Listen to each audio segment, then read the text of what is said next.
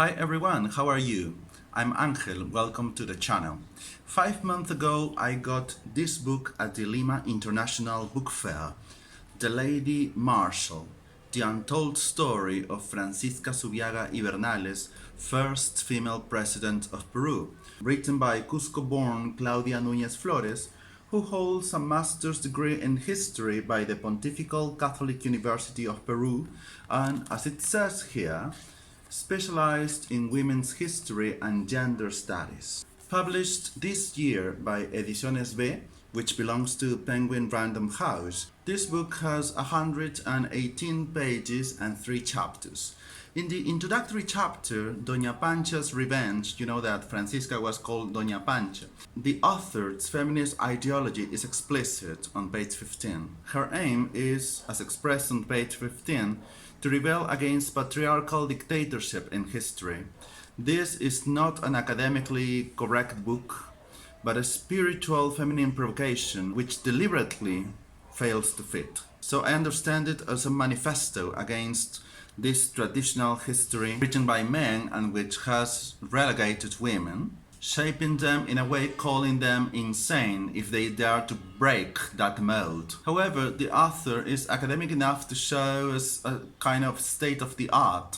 What other authors have stated on Francisca Zubiaga, the men virtually sent her to a psychiatrist and the women rescued her legacy. Of course, she tells us she has joined those female ancestors like Clorinda Mato or Flora Tristan to do justice to the indomitable spirit of the Lady Marshal. Chapter 1. The Prefect. Who was the Lady Marshal? The woman with the most political power in 19th century Republican Peru, in an era when women couldn't access power. Francisca Zubiaga, who was born in Cusco on September the 11th, 1803. The author says that unfortunately female ancestors have been almost lost in history, so she gave herself the license to imagine Doña Pancha's origin. I can only warn her because by saying that after Tupac Amaru II the colonial authorities were afraid of a rebellion and they forbade Quechua and reading Inca Garcilaso de la Vega, some may accuse her of promoting the black legend against Spain. Accusation which is so common nowadays. She goes on mentioning that the colonial authorities banned meetings, especially in chicherias or pulperias, a kind of canteens on page 40. The extermination of whole towns like Angayo, page 41. So Francisca's life changes from being sent to a convent to her escape with Agustin Gamarra, a member of the army from Cusco like her. Both became prefects of Cusco. Chapter 2. The Chieftain. The author states that Cusco had to prove it wasn't a colonial bastion any longer and had to contribute to the republic. Thanks to Simón Bolívar, schools for boys and girls were founded. The Catholic Church lost its monopoly over education, page 65. Bolívar intended to incorporate Peruvian territories into the Greater Colombia.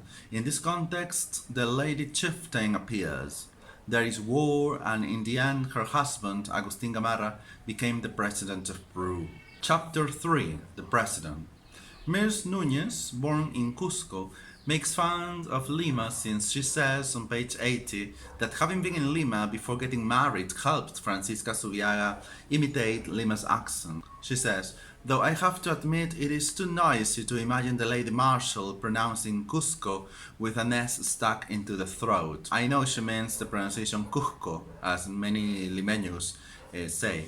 She aimed to write a non-academic book and she has evidently achieved this. Anyway, Gamarra gains military power and Zubiaga gains political power, page 82. A true couple. The author reveals that Jorge Basadre, one of our most prestigious historians, considered women in politics as equal to gossip and unfaithfulness. This is how traditional historiography is reluctant to value uncomfortable characters such as Doña Pancha, a woman who even defeats the vice president and takes the executive power for her husband and herself. After a chapter on transvestism in Lima, which I don't know how pertinent it is, we also read the quarrels on the newspapers for and against Gamarra and Zubiaga. Well, this chapter ends with the political failure of this couple and how the only female president de facto that Peru has had until the 7th of December this year, on which Miss Dina Boluarte became president, ended her life. Well, in this book, unfortunately, Francisca Zubiaga's life seems to be overshadowed by the writer's ideology at times. I know nobody is neutral and we all have an ideology, more or less consistent. But because her fight is also a language fight, Ms. Núñez has reminded us of such fight throughout the book, which has been really exhausting and made me wonder at times, is this the Lady Marshall's biography or the author's feminist manifesto? On feminism's first wave, second wave, and so on, I will not discuss here and now. I do support women, for I have a mother, 4 sisters, and 3 nieces, but let's face it, in this book there are some recurring patterns, repeated so much they generate boredom, and challenge my patience as a reader in the Spanish language. Pattern number 1. The many times she says bodies instead of people or women. I don't know much about the terms used in feminist and or gender studies, but amid the reification of women, I have been surprised by that necessity to write 14 times the word body or bodies to mean alive people. Yeah, I can say my body, of course, but I will say I was made to leave school, not my body was made to leave school. I hope you know what I mean. Pattern number 2. The many times she has used gender-neutral language, which I call pseudo-gender neutral language. I have found 2 subcategories here. The first, the use of the letter X instead of the vowel A for females and O for males, something very common in the Spanish language. There are 9 examples. For instance, instead of las primeras or los primeros, meaning the first, she says something really hard to read and pronounce in proper Spanish. The second, a vocation to double up gender so as to promote visibility. I have found 17 examples. For instance, on page 38 she says hundreds of women and men, and also their daughters and sons. On page 66 she refers to religious men and religious women. On page 77, she states that the independence of our country means them. We females and we males are mere accessories. There I dared to maybe mock, as she mocked Lima's accent, and I understood the following. Straight white men opposed to female bodies made invisible, racialized ethnic minorities and non-binary sexual descent. She well may have written something like this. Pattern 3. The writer consciously altered the order of surnames. In Peru we have 2 surnames, first our father's surname and then our mother's. But the writer's fight made her say the Zubiaga Gamarra, page 62. Zubiaga being her and Gamarra being him. Or on page 65, the political couple Zubiaga Gamarra. And pattern 4. She smuggled some anachronism which nearly turned Zubiaga into a non-binary person, or which at least implies some sexual ambiguity in our protagonist. On page 71, she used the word drag to mean Zubiaga made the border between sexes blurry.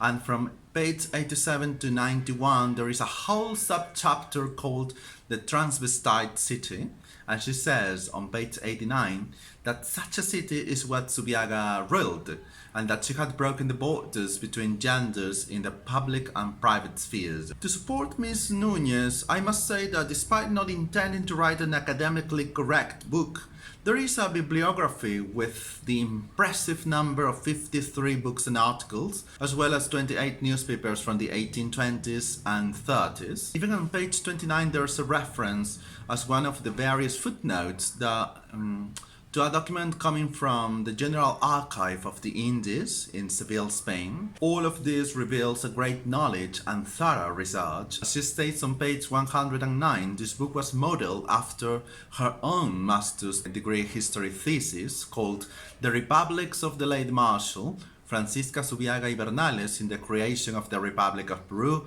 1803 to 1835. That thesis coming from 2019.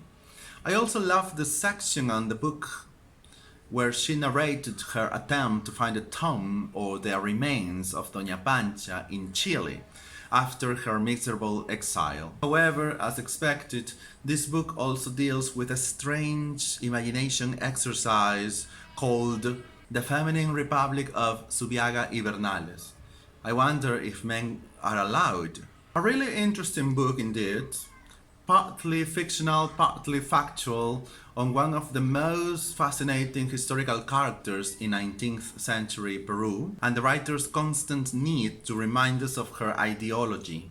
The latter, instead of the former, seems to be the main goal of the book at times, but all in all, I have been able to visualize Doña Pancha's intense life and her fight against the imposed limits and conventions of her time. Thank you very much. Bye bye.